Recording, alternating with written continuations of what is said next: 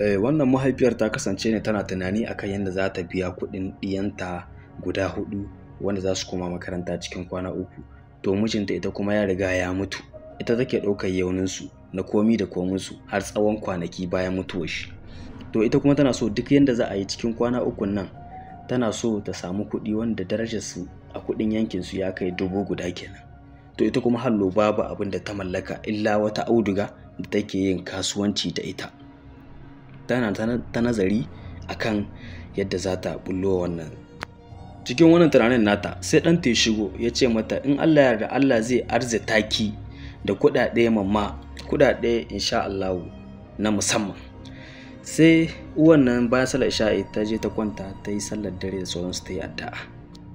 To yanzu ta fito da safe kenan tana tahiya sai wani mutakabbirin mutum ya kira ta, mutakabbiri kenan, sai ya ce mata inda tsohuwa inga wannan audugar taki wajen ta sauko audugan nan sai sauran audugar ya zuba a jikin shi. Sai shi kuma ya ji haushi kenan ya ce kin san Allah tsohuwa, buki kusa daga nan har kin bani kuɗin wannan audugar da kika lodo 1000 nan darajar kuɗinta kin bani shi.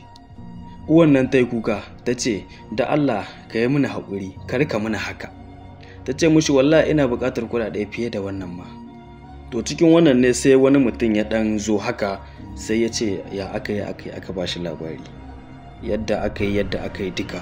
To shine har mutane ma suka yi musu ɗan taro haka suka ji su ma yanda aka yi.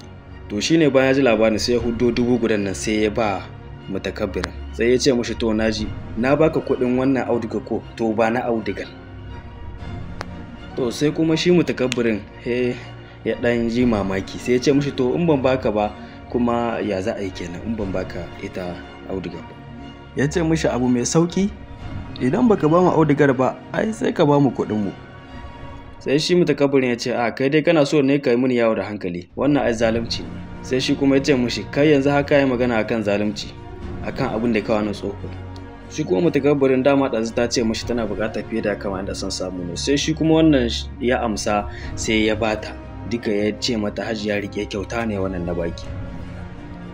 Kenan shi wannan mutumin ya bata kyauta, hallo sai ya ɗauke ta a mota duka ya sa dai duka aka ɗauka aka yi ta gida. Sai ta zo gida ta kira ɗanta ta ce mushi ɗana wallahi to ka gani ko Allah ya arzita mu ta inda ba ma zato.